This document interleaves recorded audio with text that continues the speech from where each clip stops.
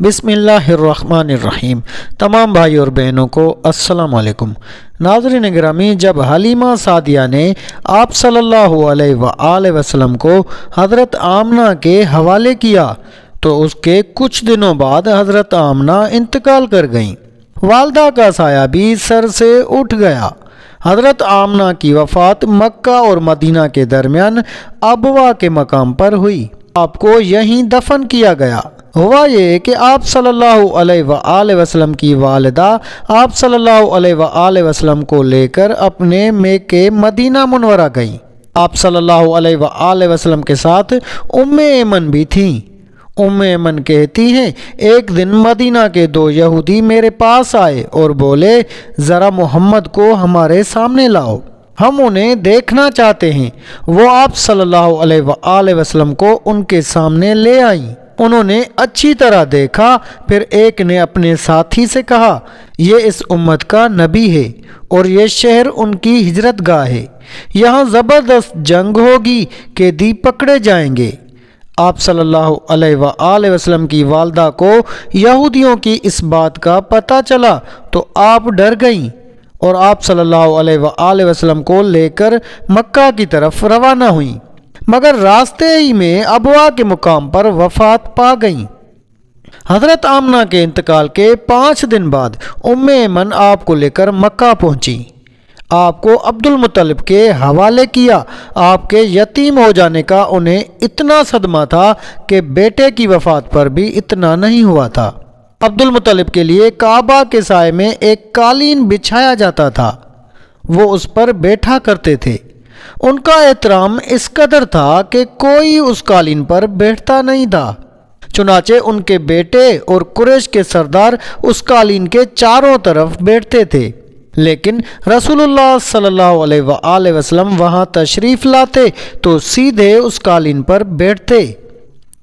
اس وقت آپ ایک تندرست لڑکے تھے، آپ کی عمر 9 سال کے قریب ہو چکی تھی۔ آپ کے چچا عبد المطلب کے ادب کی وجہ سے آپ کو اس قالین سے ہٹانا چاہتے تو عبد المطلب کہتے، میرے بیٹے کو چھوڑ دو، اللہ کی قسم یہ بہت شان والا ہے۔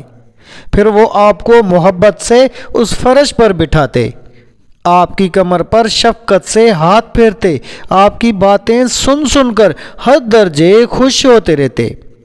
کبھی وہ دوسروں سے کہتے، میرے بیٹے کو یہیں بیٹھنے دو، اسے خود بھی احساس ہے کہ اس کی بڑی شان ہے اور میری آرزو ہے یہ اتنا بلند رتبہ پائے جو کسی عرب کو اس سے پہلے حاصل نہ ہوا ہو اور نہ بعد میں کسی کو حاصل ہو سکے۔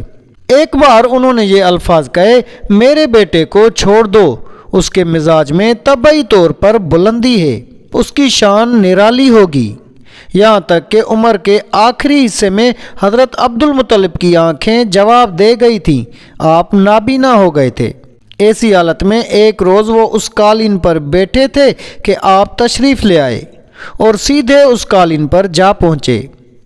ایک شخص نے آپ کو قالین سے کھینچ لیا، اس پر آپ رونے لگے۔ آپ کے رونے کی آواز سن کر عبد المطلب بے چین ہوئے اور بولے، میرا بیٹا کیوں رو رہا ہے؟ آپ کے قالین پر بیٹھنا چاہتا ہے، اس آدمی نے کہا، ہم نے اسے قالین سے اتار دیا ہے۔ یہ سن کر عبد المطلب نے کہا، میرے بیٹے کو قالین پر ہی بٹھا دو، یہ اپنا رتبہ پہچانتا ہے، میری دعا ہے کہ یہ اس رتبے کو پہنچے جو اس سے پہلے کسی عرب کو نہ ملا ہو اور اس کے بعد کسی کو بھی نہ ملے۔ اس کے بعد پھر کسی نے آپ کو قالین پر بیٹھنے سے نہیں روکا۔ ایک روز بنو مدلج کے کچھ لوگ حضرت عبد المطلب سے ملنے کے لیے آئے۔ ان کے پاس اس وقت آپ صلی اللہ علیہ وآلہ وسلم بھی تشریف فرما تھے۔ بنو مدلج کے لوگوں نے آپ کو دیکھا، یہ لوگ قیافہ شناس تھے، آدمی کا چہرہ دیکھ کر اس کے مستقبل کے بارے میں اندازے بیان کرتے تھے۔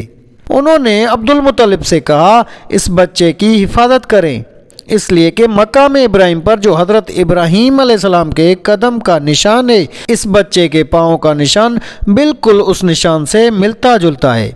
اس قدر مشابہت ہم نے کسی اور کے پاؤں کے نشان میں نہیں دیکھی۔ ہمارا خیال ہے یہ بچہ نرالی شان کا مالک ہوگا۔ اس لیے اس کی حفاظت کریں۔ مقام ابراہیم خانہ کعبہ میں وہ پتھر ہے جس پر حضرت ابراہیم علیہ السلام کعبہ کی تعمیر کے وقت کھڑے ہوئے تھے۔ معجزے کے طور پر اس پتھر پر ابراہیم علیہ السلام کے پیروں کے نشان پڑ گئے تھے۔ لوگ اس پتھر کی زیارت کرتے ہیں، یہی مقام ابراہیم ہے۔ چونکہ آپ حضرت ابراہیم علیہ السلام کی نسل سے ہیں، اس لیے ان کے پاؤں کی مشابہت آپ میں ہونا قدرتی بات تھی۔ ایک روز حضرت عبد المطلب خانہ کعبہ میں حجر اسود کے پاس بیٹھے ہوئے تھے۔ ایسے میں ان کے پاس نجران کے عیسائی آ گئے۔ ان میں ایک پادری بھی تھا۔ اس پادری نے عبد المطلب سے کہا، ہماری کتابوں میں ایک ایسے نبی کی علامات ہیں جو اسماعیل کی اولاد میں ہونا باقی ہے۔ یہ شہر اس کی جائے پیدائش ہوگا، اس کی یہ نشانیاں ہوں گی۔ ابھی یہ بات ہو رہی تھی کہ کوئی شخص آپ کو لے کر وہاں آ پہنچا۔ پادری کی نظر جو ہی آپ پر پڑی وہ چونک اٹھا۔ آپ کی آنکھوں، کمر اور پیروں کو دیکھ کر وہ چلا اٹھا، وہ نبی یہی ہے، یہ تمہارے کیا لگتے ہیں؟ عبد المطلب بولے، یہ میرے بیٹے ہیں۔ اس پر وہ پادری بولا، او تب یہ وہ نہیں، اس لیے کہ ہماری کتابوں میں لکھا ہے کہ اس کے والد کا انتقال اس کی پیدائش سے پہلے ہو جائے گا۔ یہ سن کر عبد المطلب بولے، یہ دراصل میرا پوتا ہے۔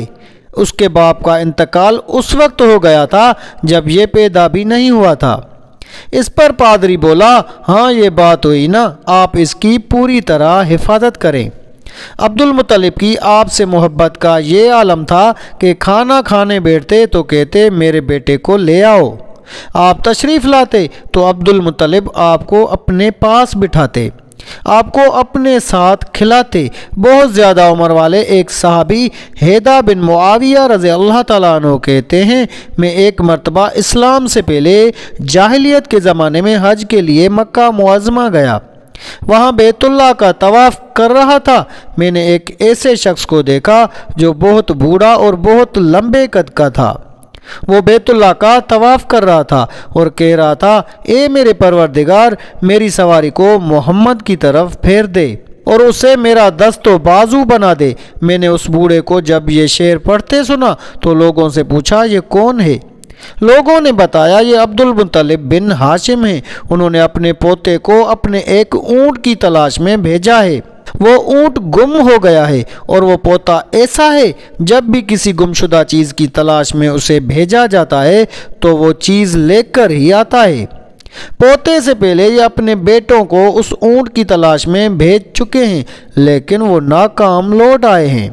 اب چونکہ پوتے کو گئے ہوئے دیر ہو گئی ہے، اس لیے پریشان ہے اور دعا مانگ رہا ہے۔ تھوڑی ہی دیر گزری تھی کہ میں نے دیکھا کہ آپ صلی اللہ علیہ وآلہ وسلم اونٹ کو لیے تشریف لا رہے ہیں۔ عبد المطلب نے آپ کو دیکھ کر کہا، میرے بیٹے، میں تمہارے لیے اس قدر فکر مند ہو گیا تھا کہ شاید اس کا اثر کبھی میرے دل سے نہ جائے۔ تو ناظرین گرامی، یہ تھی ہمارے آقا محمد صلی اللہ علیہ وآلہ وسلم کی شان مبارک۔ امید ہے آپ کو ہماری آج کی ویڈیو اچھی لگی ہوگی۔ اگر آپ کو ویڈیو اچھی لگی تو ویڈیو کو لائک کر کے اپنے دوست و احباب سے زیادہ شیئر کریں۔ جزاک اللہ۔